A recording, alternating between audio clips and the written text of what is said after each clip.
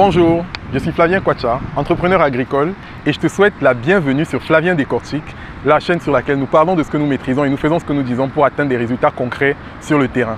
Aujourd'hui, je vais te parler d'un sujet spécifique. Figure-toi que ce geste que je viens de faire ne peut pas être réalisé par plus de la moitié des personnes qui sont présentes sur la planète. Effectivement, il y a à peu près 3 milliards et 600 millions de personnes qui vivent dans des villes qui connaissent ou qui connaîtront dans les 4 prochaines années ce qu'on appelle le stress hydrique. C'est quoi le stress hydrique? En fait, il s'agit d'un phénomène que connaissent des villes qui ne peuvent plus fournir ou des pays qui ne peuvent plus fournir assez d'eau à leur population. Il y a à peu près 2 ans, dans une ville comme le Cap en Afrique du Sud, il y avait déjà ce problème. Et avec l'intervention d'organisations et d'agences de l'Organisation des Nations Unies, justement, ils ont pu mettre en place des politiques, notamment de limiter à 50 litres la quantité d'eau qui est accessible par chaque personne dans des foyers où il y a de la ressource en eau directement disponible depuis l'approvisionnement public, mais aussi de ne donner accès qu'à un bidon de 25 litres à toutes les personnes qui vont puiser de l'eau sur des points. Mais je veux préciser à ce niveau-là que ce n'est pas la chose la plus facile parce que il s'avère que les populations les plus pauvres se retrouvent en moyenne à 30 minutes des points d'eau et que ce sont les femmes qui sont en général obligées de faire le trajet. Donc il est également une question aujourd'hui de tenir compte du dividende démographique, mais de la question du genre et de permettre que ces personnes-là puissent également se développer en dédiant leur temps à des choses plus importantes. Ce qu'il est important de savoir, et c'est la raison pour laquelle je te parle aujourd'hui de cette guerre de l'eau qui se passe en filigrane et que beaucoup de personnes comme toi ne connaissent peut-être pas, c'est qu'il y a à peu près 10 pays sur le continent qui ont accès à 60% des ressources en eau disponibles. Figure-toi qu'au début du 21e siècle, on avait accès à 16 000 milliards de litres d'eau. En ce moment, aujourd'hui sur la planète, on a 6 000 milliards de litres d'eau. Ça fait à peu près 3 fois moins.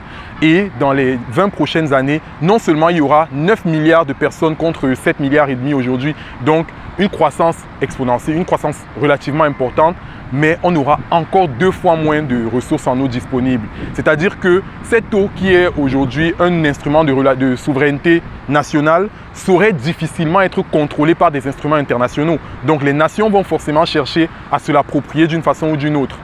Je mentionne enfin l'importance de savoir que sur la planète, on a à peu près 92%, 97% et demi d'eau. Parce que beaucoup de personnes diront que la planète est constituée en 2 tiers de l'eau. Effectivement, mais 97% de cette eau-là, c'est de l'eau salée qui n'est pas utilisable. Et dans les 2,5% qui restent d'eau douce, il y a à peu près 80% qui sont utilisés par l'agriculture. C'est pour ça que de plus en plus, on invite, et moi j'invite les personnes comme toi qui veulent se lancer dans l'activité agricole à se tourner vers des modes de production comme l'hydroponie ou l'aquaponie qui consomment 10 fois moins d'eau que l'agriculture conventionnelle pour des ressources beaucoup plus importantes. Avec le changement climatique, ce sera encore plus grave. Déjà, les pays qui sont dans l'espace sahélien et qui connaissaient un climat relativement chaud vont se dessécher davantage, tandis que ceux qui étaient relativement humides vont avoir de moins en moins d'eau. Sur le continent en ce moment, les pays les plus touchés sont ceux du Maghreb, notamment le Maroc, la Tunisie, la Libye. Et on va de plus en plus vers le Proche-Orient et l'Asie centrale.